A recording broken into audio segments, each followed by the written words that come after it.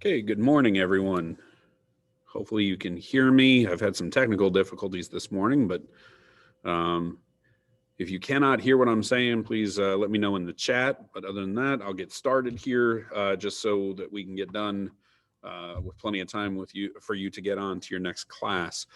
Thank you to the four of you for logging in today. You will get credit for attendance. We're kind of going with the, if you make the time, I'm going to give you some points type mentality. There is an assignment associated with today's lesson as well, so I'll kind of go over that here in a second.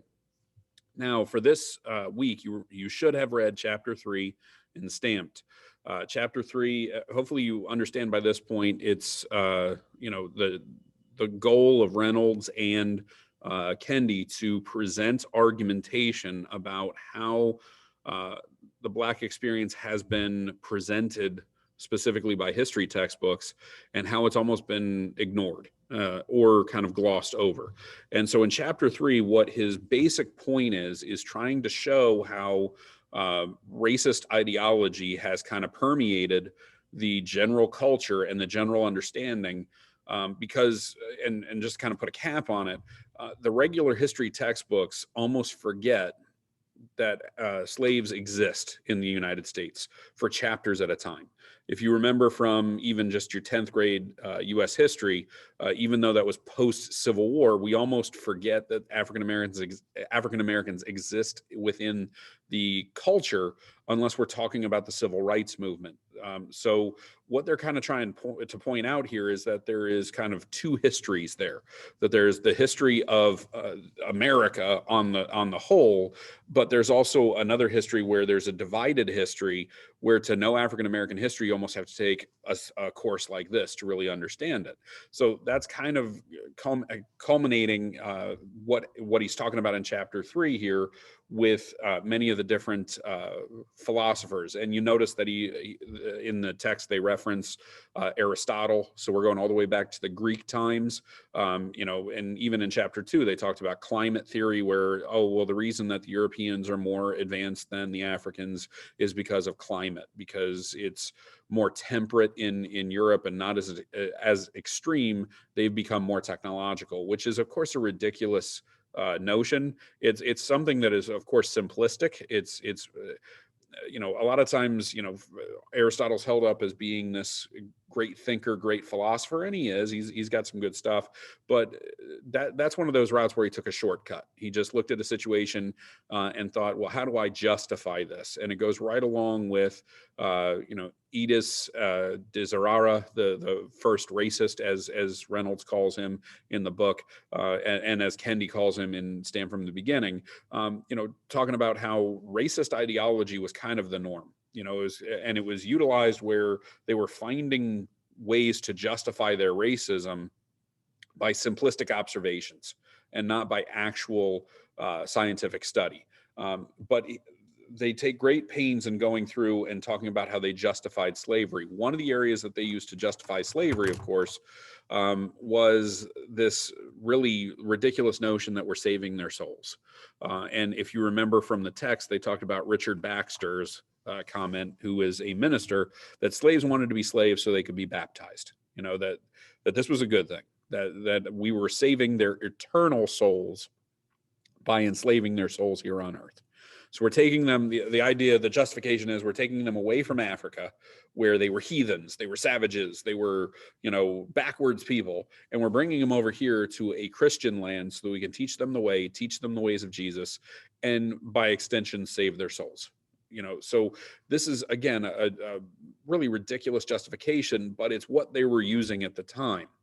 There were, of course, philosophers, and this is where Reynolds and Kendi are talking about the Age of Enlightenment. They're talking about how the Enlightenment comes in, and they start going away from the religious aspects. They start going away from the religious texts. And keep in mind, we're a nation settled by a multitude of people. I always think it's an oversimplification where you hear somebody on the news say, well, we're a Christian nation founded by Christians. That's a simplistic way of looking at things. Yes, there were Puritans or Pilgrims up in Massachusetts, but there were also non-religious people that settled Virginia. These were people that settled there specifically to grow tobacco, to try and make a life for themselves over here. It wasn't for religious means. Anybody that ever says, oh, well, Jamestown was founded for religious means. No, it wasn't. Yes, they had a church, but that was not the center part of their life. Massachusetts, yes. Virginia, no. And of course, where did slavery originate? At least in the colonies, in 1619. That's Jamestown's where the slaves come in. They're the ones that were not really practicing Christianity, or at least extreme forms of Christianity that would differ from the mainland of England. So, this religious aspect is kind of superficial. This idea that, oh, well, we're saving how many souls by doing this. We tried the same garbage with Native Americans as well. Well, we're taking their land and we're taking their, their sovereignty. We're taking their culture away from them, but we're Christianizing them, so it's okay. We did the same thing, if you remember, from 9th and 10th grade when we talked about imperialism. They're walking in and taking over the area. They're taking the natural resources. They're taking away the cultures, but they're teaching them how to be good Christians. So therefore, every bad thing they've ever done is somehow okay. It's somehow counterbalanced. So obviously there's some issues there. They, of course, then jump into Enlightenment thought, where they're going away from that religious thought. And when you go away from the religious thought about, well, we're Christianizing these people, you have to fill the void. So you had people like Vanini. And Vanini, who is an Italian philosopher who was quoted widely during this time period and read widely by people like Jefferson, by people like John Adams, by many of our founding fathers. Ben Franklin certainly would have read his stuff. Vanini is known as the father of polygenesis. Poly meaning many, Genesis meaning the birth of, and Genesis in this case, if you read the Bible, Genesis, of course, is the book of the Bible that explains Adam and Eve, the Garden of Eden, and where humans come from. Vanini says, well, polygenesis refers to this idea that the Bible explains where white people came from. The Bible explains where, the European culture comes from, but it doesn't explain where blacks come from. So Vanini is basically saying, well, there's this other start, if you will, to humanity. And by doing that, he lays the groundwork for this idea that African Americans are a different species.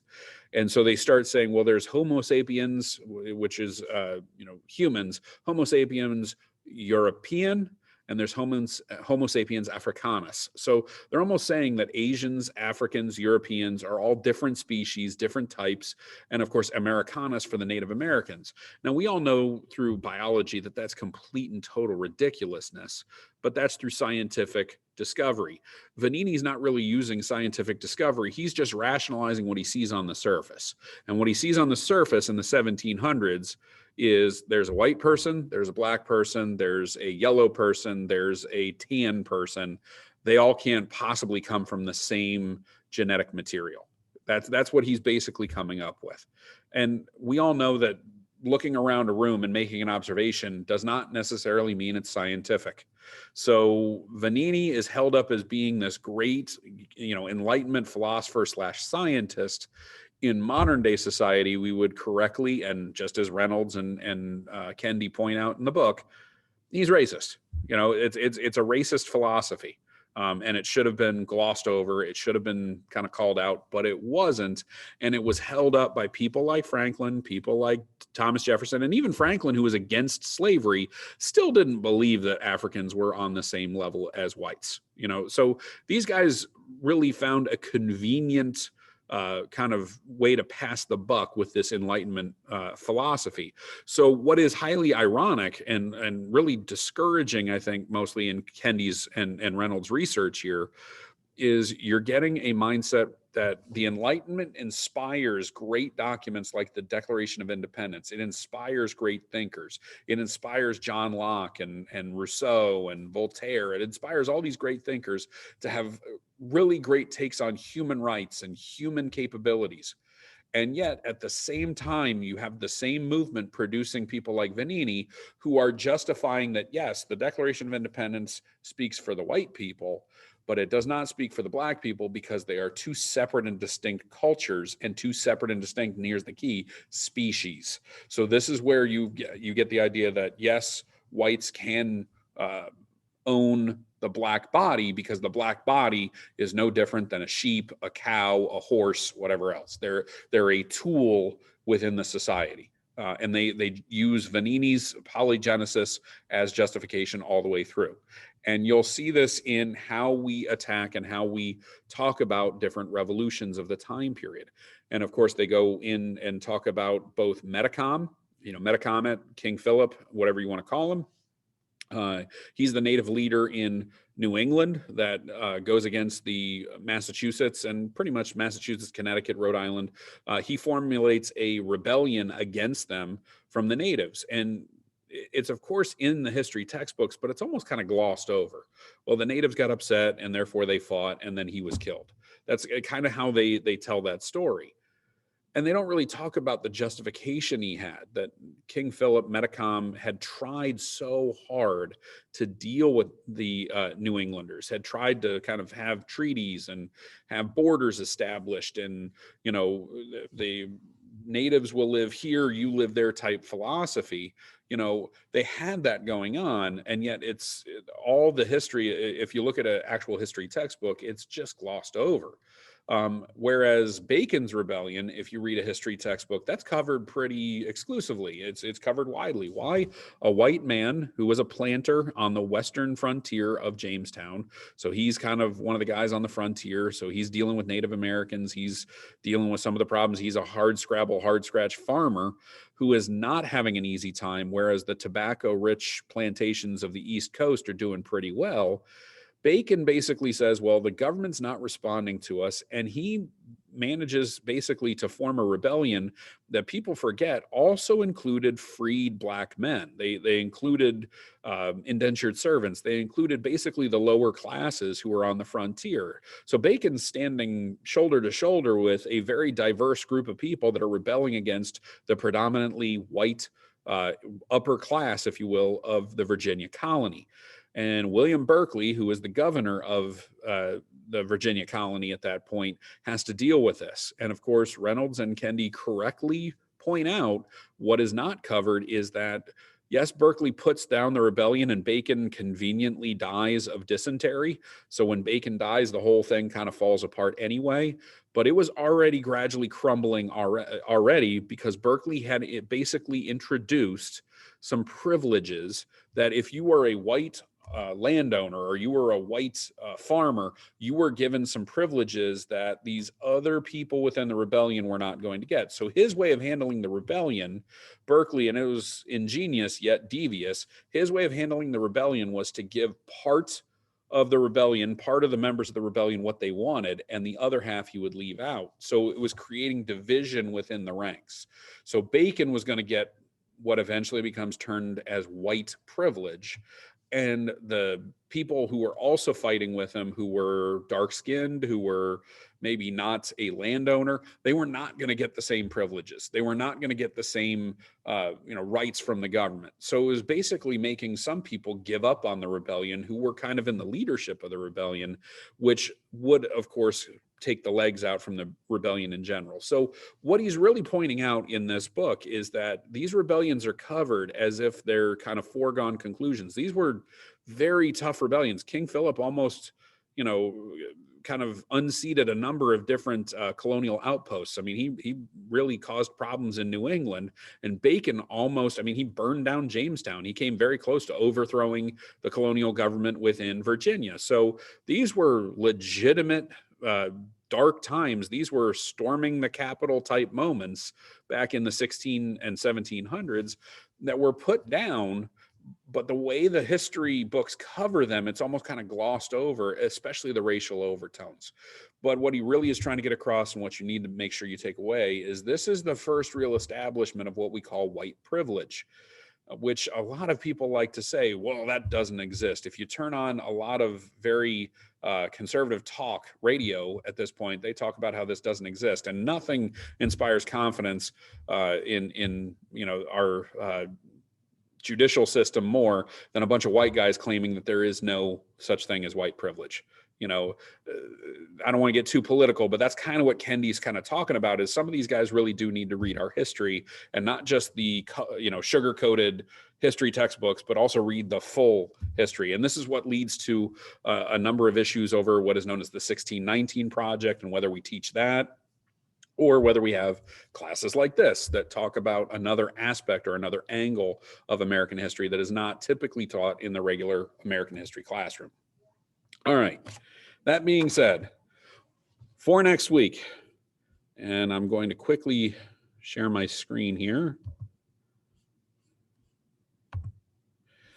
All right. So for next week, you have some assigned readings here. Obviously, we're going to continue with chapter 4 in Stamped, okay? And chapter 4 is dealing with Cotton Mather, okay?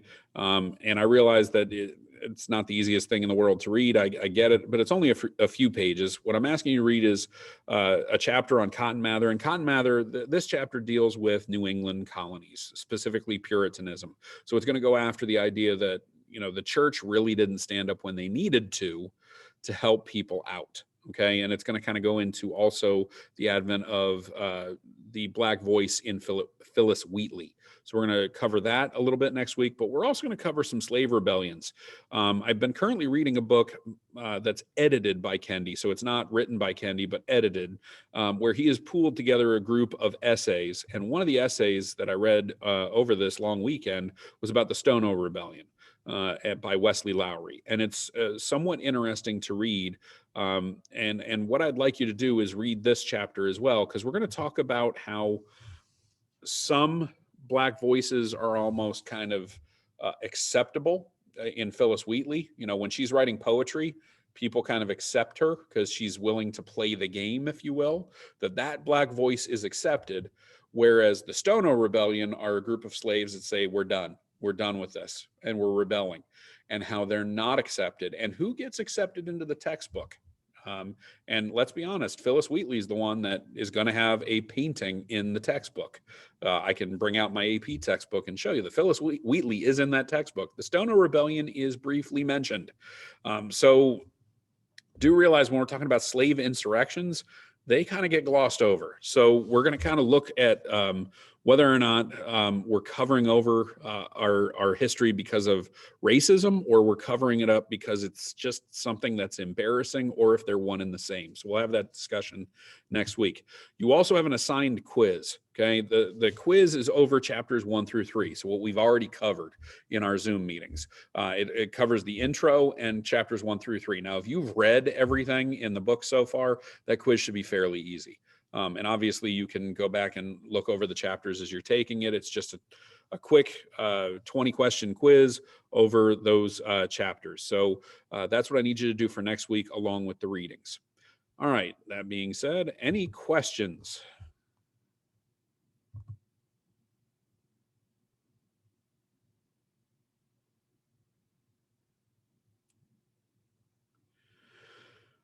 Okay, folks, I'm trying to keep it short today because you guys are coming off basically your second winter break at this point. So I didn't want to take up the entire time talking at you. But I just wanted to sum up chapter 3 real quick and introduce what you're doing next week. Next week, we're going to actually try and do a little bit of discussion. It may just be the 5 of us in the room again. That's totally fine. We'll have a good time. We'll make sure that we cover what we need to cover. I do appreciate you showing up today. You will get some points added to your grade for attending today's session. So I do appreciate that. Keep up to date with your readings. And obviously, if you have any questions, you can hang back. Otherwise, have a great day. Stay safe and stay healthy.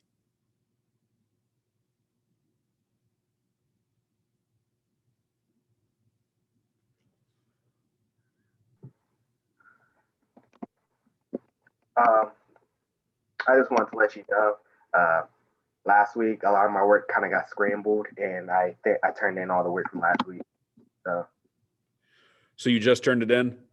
Yeah, it just got out of the way. So. Yeah, no worries, Kevin. I appreciate it. You're showing up to meetings. You're doing what you're supposed to do. If you get behind every now and then, that's to be understood. It's kind of crazy times, so I get it. All right. No worries. See ya.